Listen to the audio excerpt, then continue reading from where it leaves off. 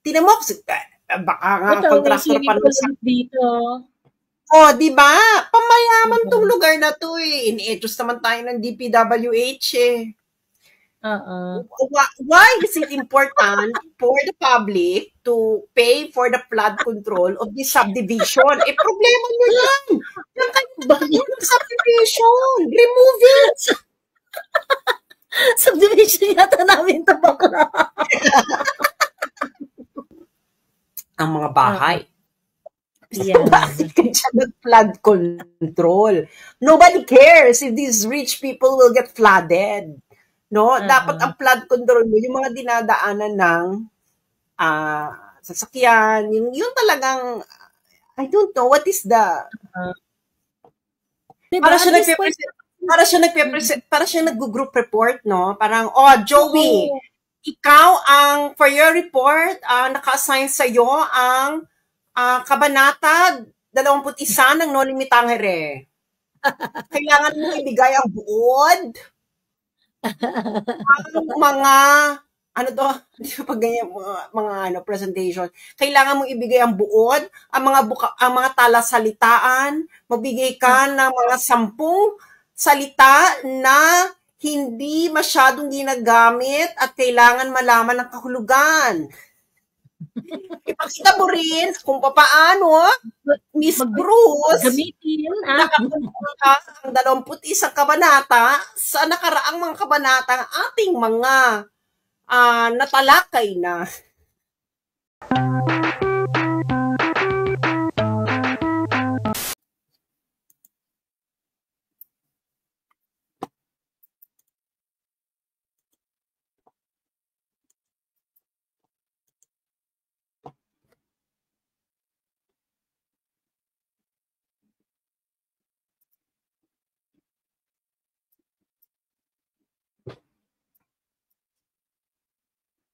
Okay. Pasensya na guys ha. Gusto ko kasi makita eh. Gusto ko maano rin niya, ma-appreciate nyo rin kung paano gumagana tong kinembot ni ano. So ito yung isang pinakita ko sa inyo na 92 at saka 96 million pesos na. Okay, tapos ito naman yung sa isa.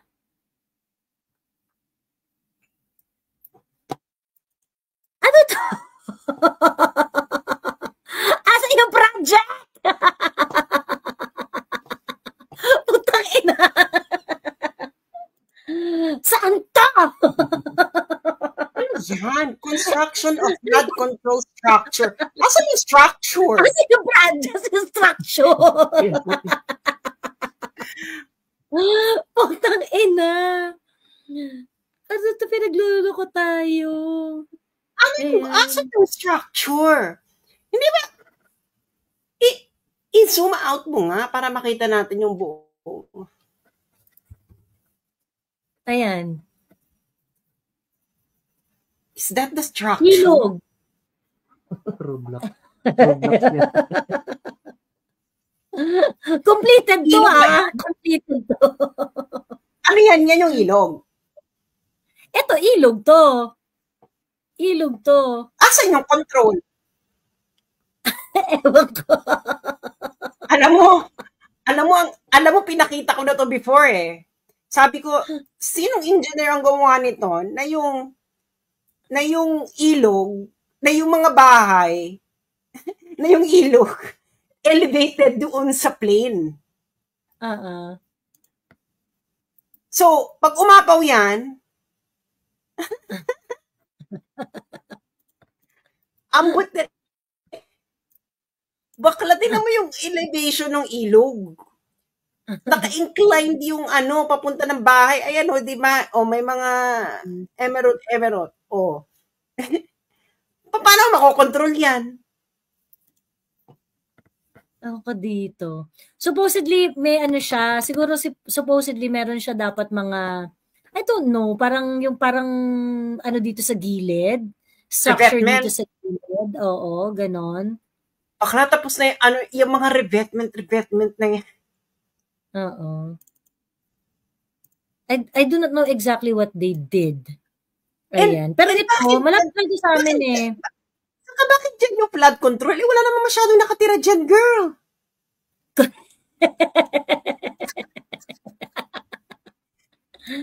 Through the fire. Backlog. Ano to, gumastos tayo ng bongga para, ano to, ilang household ba yung 50? Bakla, napaka-smart sa neighborhood, oh. Oo nga eh, oh. Baka mabaha yung Ano to? mga puno. Mga Actually, puno. mukhang mayayaman ang mga nakatira dito. May swimming pool, eh. Oo. Oh, may swimming pool. May, Ayun, magaganda ang mga bahay. Yes. Eh, kasi nga, katabi nila yung ilog. Hindi ba? Para Katabi nila yung mapapay na ng swimming pool.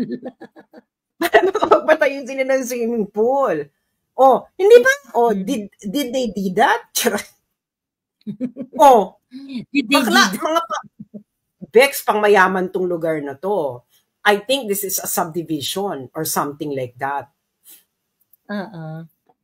Sige, Look at that. yata namin tong ano. Itong may swimming pool subdivision yata namin. Oh, Ay, hindi Bex, namin to. Bex, huwag na tayo magbulahan. It looks like I thought a putikat. Oh, Bex, pang mayaman tong lugar na to. Bakit ka magpa-flood control dyan? Una-una, bakit mo pinayagan sila dyan? Hindi ba? The first rule of flood control is not to build residential areas wherein the flood could easily where the water could easily spill over. Hindi mo makokontrol ang river. It's impossible, no? You will be going against the forces of gravity. Una yan. Bakit ka dyan? Bakit? Hindi ba, am I right or am I wrong na this is looks like a subdivision? It is. Actually, itong part na to, subdivision. Expensive. It looks like expensive kasi hindi, siya, girl, very, very sparse ang mga bahay. Yes. Bakit ka dyan nag-flood control? Nobody cares if these rich people will get flooded. No? Dapat ang flood control mo, yung mga dinadaanan ng sasakyan, yung talagang, I don't know, what is the, tinan mo, baka nga contractor pa nun dito. Oh, di ba? Pamayaman tong lugar na to eh. Ini-etos naman tayo ng DPWH eh. Why is it important for the public to pay for the flood control of this subdivision? Eh, problema nyo yan. Yan kayo ng subdivision. Remove it. Subdivision yata namin ito bakla. Hinahanap ko yung blue na bahay, puta. Ayan. Oo. Ay, nahanap mo na. Nahanap ko na. Oh, Joey, hindi ba ako tama? Ay, at least, wala kayo. Meron kami 92 million ng flood control project sa bakuran namin.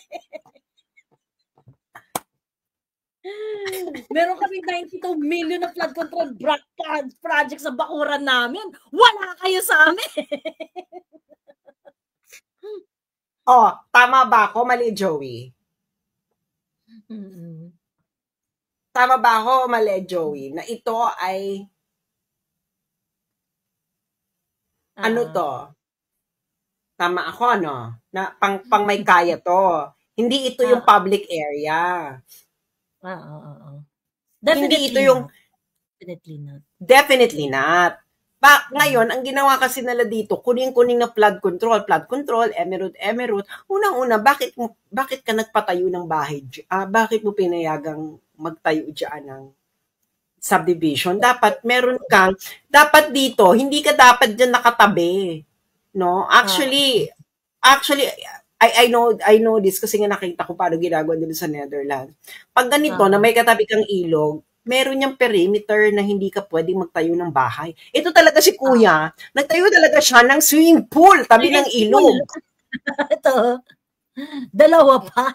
Di ba? Baka kaya kailangan ng flood control. True. Dalawa pa, yung isa dito sa part na to. Oh, yung isa dito. Ayan yung flood control nila, yung revetment ng ilog para maproteksyonan yung village ng mamayayaman. Ano to? Ang galing. Oo. Isa dito, tapos asan yung mga ayun. Ito yung isa. Ito yung dito yung isa. Somewhere here yung isa. Tarantado naman pala ito. Correct of reading the topology na ito ay inclined yan from the ilog. So, pag ganun siya, pag ganito, no? Inclined from the ilog. It's not perpendicular to the ilog but inclined, no? Naka-inclined plane ang kanyang setup ng topology from the ilog. Bakla, kahit lagyan mo yun ng revetment, babahain kayo. Dahil apaw yan. At naka-incline kayo. Yeah. So, I don't understand this project. You know? Ano tong project na to? 91 million. Bakla pinagpagawa lang ata ito ng swimming pool yung mga Magkano magpa-swimming pool? Mahal ba magpa-swimming pool? Mahal din. Joey, hindi ba yung resort sa Bulacan? Ito? Oo, yung dalawang swimming pool. I don't think so. Hindi. So, it's real house? Parang mukha ng resort, bakla. Malaki yung pool dalawa, pang children. And... May resort dito, pero hindi ganyan yung shape ng pool. Tapos, bahay talaga yan? Mukhang.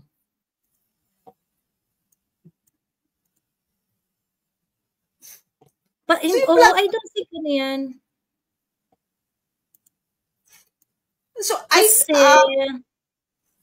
hindi ba ako tama? Wala ba ditong mga civil engineer? Please correct me if I'm wrong. Hindi ba usually pag mga ganyang bakit kasi above below the river but below river before the river floor below the river floor yung mga bahay. Tama ba ang reading ko ng topology, Joey? Taga dyan ka. Ang mga bahay na yan ay below the river floor.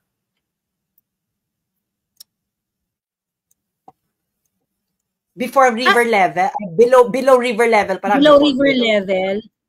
Below the river level. Ayan, no?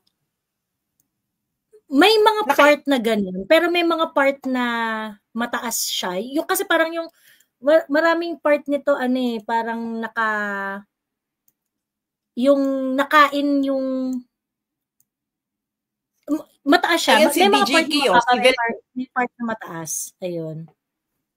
Ayan si DG Case. Pero to tell you the truth, napakatanga gumawa ng plans. Exactly. Yun ang sinasabi ko. Kasi nga, simple physics, no? I think, lahat naman ng pumasa ng physics sa high school, alam ang mga, alam ang pinagkaiba na if you are perpendicular to the river and if you are located at an inclined, if your location is at an inclined plane relative to the river. Paano so this, siya aakyat? Ito, bigyan kitang kasi the houses there, as the topology, if I'm not mistaken about the topology, is already below the river, below the river level. So, the problem here is, the public is paying for people's bad choices. Hindi tayo mag-evolution yan kasi hindi nase-select out ang mga bad choices in life. Pag ikaw na binaha ka dyan, alam mo namang below river level, di wash out talaga yung Sabi ni- bahay mo. Sabi ni Mary, Bigman Resorts and Pavilion daw yun. Really? Sino may-ari? Ano Tingnan po? natin sino may-ari. Ito.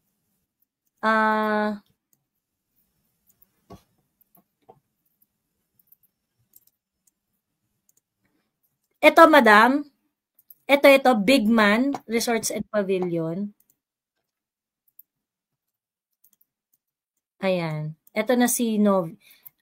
Ano ang tawag dito? Novi Ganap. Hello, madam. Ikaw po ba si DJ? DJ K21? Hello, Miss Novi. Check mo Joey back requirement. Below river elevation. Hindi ko alam yung buong stretch, no? Pero may mga part na mababa. Yung mas mababa, of course, dun sa river. Pero may part na mataas. Ganon. Yung kumbaga parang nag-cut through sa burol. Ganon. Ganon yung itsura niya. Ay, akala ko naman si DJ to. DJ, akyat ka na! Akala ko naman ikaw si Novi. Akyat ka na. Ayan yung link. Bigman Resort. Bigman Resort and Pavilion.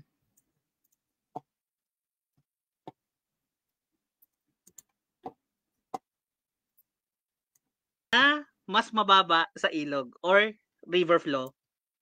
DJ, bigyan mo muna kami ng Diba? background Very mo. simple math lang, di ba? DJ, Kasi- bigyan mo muna kami ng background mo. Oo. Ano muna yung professional background mo, DJ? Ayan, hi, I'm DJ K. Ayan, hi, I'm DJ K21. Ayan, friend po ako ni Jay Guevara, long time. Vlogger din at the same time. Okay. Supporter ni Tatay Dikong. Mhm. Professional background ko is Archi Civil. At the same time, ngayon, procurement tsaka business analyst dito sa Okay. Saudi.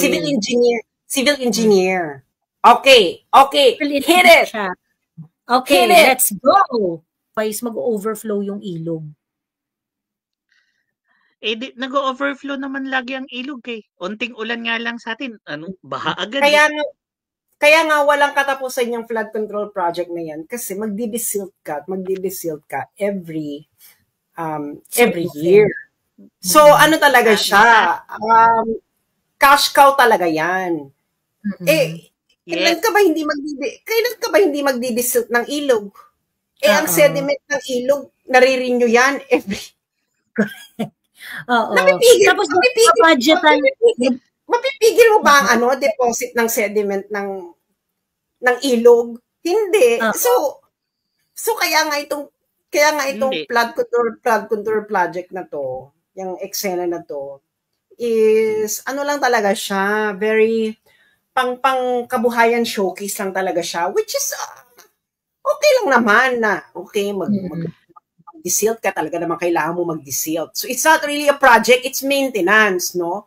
It's ngayon, maintenance na lang actually. Ang tanong kasi dito, pag sinasabi natin flood control, hindi ito yung magdi-desilt ka ng ilog because that's just maintenance. Yeah, infra to dapat eh. Ang flood control, ito yung paano natin kokolektahin yung mga tubig na nag-overflow? How are we going to collect it? Para pag kinolect natin pagdating ng tag-ulan, pag inipon natin, may magagamit tayo pagdating ng tag-tuyo. Charot. Anyway. Diba? How are you going to collect the mag-overflow yan. Tama dito si engineer, no? Ang tanong is, kung mag-overflow siya, ano ang iyong drainage plan? Diba? Para siya nag-group report, no? Parang, Joey, ikaw for your report, naka-assign sa'yo ang kabanata 21 ng No Limitang Here.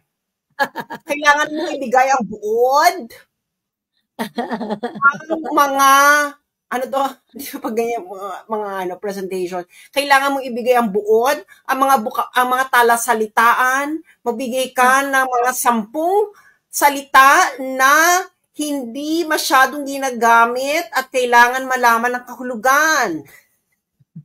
Ipakita mo rin kung paano, Miss Bruce, Gamitin. nakatulong ka ang 21 kabanata sa nakaraang mga kabanata ng ating mga natalakay na. Oo. Diyos ko. Yan yung in-offer ni Bongbong Marcos, no? Actually, meron siya, nag-post rin naman yung ng mga slide. We can actually take a look at it. Yung slide, ito rin yung pinresent niya. Sabi niya, ito yung key findings daw on the flood control project, July 2022 to May 2025. So sabi, meron daw around 545.64 billion pesos na total cost ng mga project na ito. Yes, these are the similar din to sa data na nakuha ko. Kasi ang sa akin ang lumalabas is 544 billion pesos, 185,929,075 pesos and 9 centavos na flood control project. Kasi hanggang June 30 lang tong na sa akin siguro kaya merong few hundred thousand na difference. Ayan. So anyway, very similar. Tapos sabi niya, ayan, 6,021 projects at 350 billion daw do not specify the exact type of flood control structures built, repaired, or rehabilitated. I mean, eto na yung eto na yung findings mo. This information is with you already. Why didn't you get any explanation from DPWH? Ano to? Bakit ganito to? Dapat at this point, meron ka ng action na ginawa. Bakit hindi ni-specify yung exact type of flood control structure? Ano to? DPWH, can you please confirm all of this?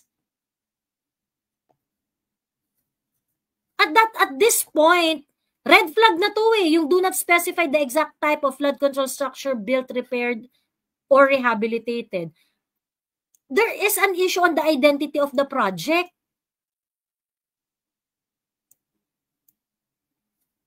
And this should be taken seriously by the by the Bongbong administration. Bakla. Walang identity yung mga project. Paano nyo malalaman na yung project na yun ay para dyan talaga? 'Di ba? And that is why, okay, kaya nga sabi ko, itong pinresent nito ni Bongbong ay bullshit. Bakit? Hindi niya nilagay yung contract ID. Okay? Hindi niya nilagay yung contract ID. Kasi yung contract ID na yan, essential yan para sa payout. Ito yung sinasabi ko, no, contract ID. Okay? Ito, chinaga ko talaga to sa Bulacan Ayan. So, dito tayo sa lugar namin, San Jose del Monte, Bulacan. Ayan.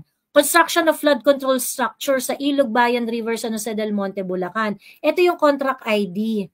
Ayan, 23CD0066. Sorry. Ayan, ito yan. Nakapin yung post na yan. Okay? So, kung punta kayo dito sa San Jose del Monte, ayan. Yung flood control project na number 1, yung worth 96,498,000, ayan. Ito yung contract ID. Yung contract ID na yan yung identity ng project. And of course, I would like to believe na pagdating sa mga prosesong ganito, okay? Pagdating sa mga prosesong ganito, yan din yung magiging basihan ng payout ng project. So yun, pag sinearch mo yan, ay makakakita ka ng mga dokumento pertaining to that contract ID.